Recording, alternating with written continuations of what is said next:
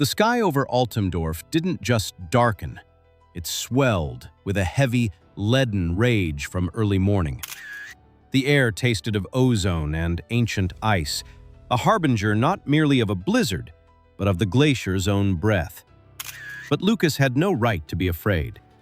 In his bag, carefully wrapped in waxed paper and cushioned with dry cotton, lay glass ampoules of medicine for his younger sister, Elsa.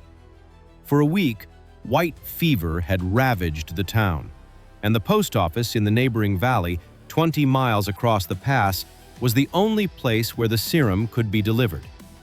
When he had set out at dawn, the snow had drifted lazily, like sparks from the hooves of a silver horse. But on the return journey, the mountains decided to reveal their true, primal character. In mere minutes, the gentle winter transformed into a white apocalypse. The wind howled like thousands of wounded beasts, lashing his eyes with icy grit that cut his skin to the bone. The trail Lucas had known since childhood, a path he could have walked blindfolded, simply dissolved. The world became flat, stripped of horizon, top or bottom. He tried to navigate by the silhouettes of ancient fir trees, but the storm was so thick he could not see his own outstretched hand. Every step was a battle for every inch of space. The snow reached his waist, shackling his movements like setting concrete. The frost began to sap his strength, first from his fingers, then his feet, and finally, it reached his very thoughts, making them slow and viscous. He didn't notice when the slope beneath his feet suddenly vanished. His lead foot slipped on the frozen crust that had formed over a deep ravine. Lucas flailed desperately, trying to catch the air, but gravity was stronger. He tumbled downward into the deep maw of the black forest. The impact was dull and agonizing. He was buried under a layer of powdery snow that followed him down in a small avalanche. When he finally clawed his way to the surface, gasping for the thin air, a heavy silence reigned. It was not the cozy silence of a warm room, but the dead silence of the forest's heart, where time seemed to have frozen along with the sap in the tree trunks. The first night was a descent into a hell that, contrary to belief, was made of ice. Lucas felt the cold slowly, inch by inch, stealing the heat from his body. His fingertips first throbbed as if red-hot needles were being driven into them, and then they simply ceased to exist, becoming alien and wooden. As a clockmaker, he was used to perceiving the world as a complex mechanism, and his own spring of life was now stretched to that critical limit beyond which an inevitable snap occurs. He found a fallen tree whose massive roots formed a sort of niche, sheltered by rocks. His hands shook so violently that he spent an eternity just trying to unbuckle the leather straps of his bag. His familiar tools, fine tweezers forged from the best steel, tiny hammers with polished heads, and jeweler's screwdrivers, seemed like utterly useless toys here in the wilderness. But the mind of an engineer, accustomed to logic and problem-solving, began to work in a different direction. He remembered his finest work, which he carried in a pocket close to his heart, a silver chronometer with a lens of pure rock crystal. It was a watch of extraordinary precision, but now its value was not measured in time. When a faint, cold sun peered through the thick veil of gray clouds for a few seconds the next morning, Lucas realized this was his only chance. He took his masterpiece apart. His heart tightened as he removed the precious gears and the golden hairspring, dropping them directly into the snow. He needed only the glass dome, the perfectly polished lens. He began to focus the weak rays onto a dry piece of birch bark, which he tirelessly rubbed with frozen fingers to turn into tinder. His own heart pounded in sync with the second hand, which still continued its movement in the open mechanism on a stump, counting down the seconds to his likely demise. After an hour of grueling waiting, when hope had almost flickered out, a thin, barely noticeable wisp of blue smoke appeared. When the first tiny flame licked the edge of the bark, Lucas wept. The tears froze instantly on his cheeks, but this small flame was more important to him than all the treasures in the world. It wasn't just heat, it was his victory over the entropy of winter. Over the next week, the forest became both a prison and a great temple of learning for him. Lucas built his shelter using his knowledge of structures and the resistance of materials. He wove a frame from willow branches that resembled the skeleton of a great whale and covered it with a thick layer of fir needles interspersed with snow. He knew that the snow that kills outside could become an insulator inside. He turned his niche into a tiny thermal chamber where the temperature was only a few degrees above zero. But for him, it was luxury. He had to feed on what he could tear from the frozen nature. Using thin copper wire he stripped from the windings of one of his navigational instruments, Lucas constructed a series of snares. His skill as a mechanic allowed him to create trigger mechanisms so sensitive they tripped at the slightest movement of a rabbit or squirrel. Every animal caught was a feast, but he became part of the forest's etiquette. He never took more than was needed to keep from fading away. Every evening he spoke to the trees. It seems to him that the firs were giant sentinels, waiting for him to make a mistake, yet respecting him for his resilience. The forest was full of sounds that would have seemed like hallucinations before. He heard the ice cracking on the trees during the peak of the night frost. It sounded like cannon fire.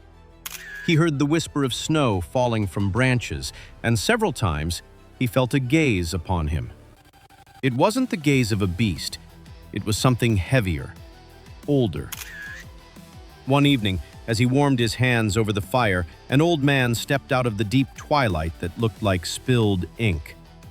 His clothes were a strange mixture of bear fur and moss, and his face resembled the bark of an ancient oak. It was the woodsman, a shadow whispered about in Altendorf only in the most secret legends. The old man did not bring him rescue in the conventional sense. He sat opposite him, and in his eyes, Lucas saw the reflection of millions of winters that had come before. "You are a clockmaker." The old man's voice sounded like the snap of a dry branch under the weight of snow. "You are used to dividing the world into equal segments. You think time is a straight line. But here, in the Black Forest, time is a circle. It returns to the moment the first tree grew from the stone. If you want to survive, you must stop measuring. You must start feeling."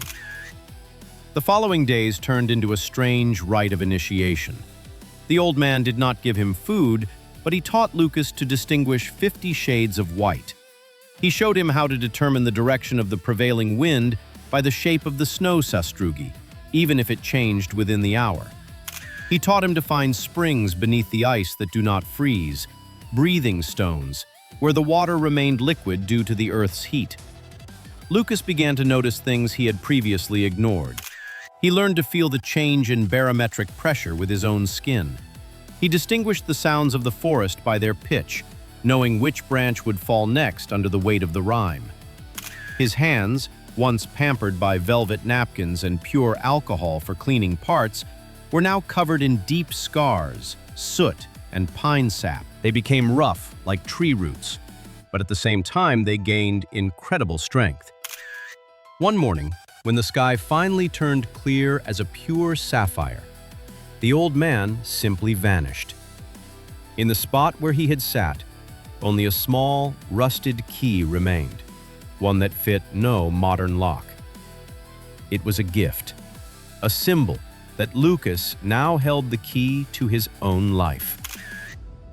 The final leg of the journey required not just skill, but the last crumbs of his will. Lucas had to overcome the steep climb to the North Ridge. His homemade snowshoes, fashioned from willow twigs and the remains of leather straps from his bag, creaked with every step. The air at that altitude became thin, every breath scorching his throat like molten lead. But in his chest burned the same flame he had once struck with the crystal lens. He was no longer that fragile clockmaker who feared drafts in his workshop. He had become a man of the mountain, a part of this harsh landscape. When he finally crested the ridge, Altendorf opened up before him in the rays of the evening sun. The town looked like a fragile ornament on a blanket of snow. As he descended to the outskirts, his gait was heavy but steady. The townspeople who met him could not believe their eyes. They didn't see Lucas. They saw an ancient creature wrapped in skins, weathered and tempered by the cold. In his eyes, there was no more fear, only the stillness of eternal ice. He reached his home, where the windows were draped in dark cloth, a sign of mourning for the one who had not returned. When he knocked, his mother opened the door. She screamed and would have fallen if Lucas had not caught her with his new, strong arms. "The medicine," he whispered, pulling the intact ampules from his bag. That night, the house was hot with the fireplace and tears. Elsa was given the medicine, and by morning, her breathing had leveled out and her skin was cool. Lucas sat in the corner of the room, refusing to lie in a soft bed. He felt the walls pressing in on him. He had grown accustomed to the infinite dome of the sky and the whisper of the pines. He returned to his craft, but his clocks were forever changed. Now, they didn't just tick away the seconds, they breathed. Every mechanism Lucas created after that ordeal possessed a strange, natural harmony. People said his clocks helped calm the heart and sense the true moment. And he hung the empty case of his chronometer, whose lens had given him fire, in a place of honor. It was not just a part, it was a reminder that sometimes, to save what is most precious, you must break your own perfection and learn to live by the laws of the wild world, where time is measured not by hands, but by the heart's ability to stay lit in the deepest cold. Exactly a year had passed. Altendorf was once again immersed in the white embrace of winter. But this time, it did not feel like a siege. The town had learned to live by new rules. Lucas's workshop was usually crowded now, but today he had bolted the door. The air smelled not only of machine oil, but also of cedar resin and dried lavender. His fingers, still bearing the rough scars from the Black Forest, worked on the final touch of his new masterpiece, the Heart of the Mountains clock. This mechanism had no hands. Instead, a thin golden membrane pulsed in time with barometric pressure, foretelling every shift in the wind. As the twilight began to turn a deep blue, there was a quiet knock at the door. It was Elsa. She looked healthy and vibrant, her cheeks flushed from the frost, with no trace of that deadly pallor left in her eyes. She silently looked at her brother's packed leather bag. "Are you going back to him?" she asked softly, touching Lucas's shoulder. "I must complete the circle, Elsa," he replied. "Time is not a line leading nowhere.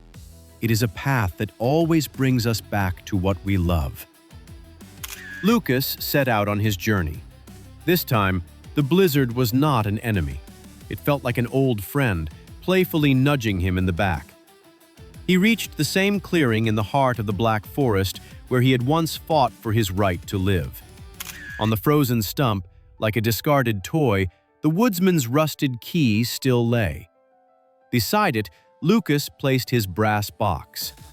The moment he released the mechanism, a strange melody flowed through the forest. It wasn't the sound of metal. It was the sound of spring water breaking the ice and the whisper of the first leaves. "This is so the forest does not forget the voice of men," Lucas said into the void. Suddenly, the wind died down.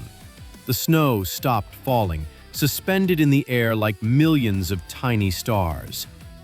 Lucas did not see the figure of the old woodsman, but he felt something click on his wrist. The rusted key vanished, and in its place, An elegant silver bracelet in the shape of a serpent biting its own tail encircled his skin. It was a gift of eternity, a sign that he was now more than just a town dweller. He was part of the element itself. Returning to Altendorf, Lucas stopped on a hill. The town hall clock struck midnight. Its sound was so deep and pure that it seemed as if the mountains themselves resonated in response. Lucas smiled, looking at the lights of his home. He finally understood.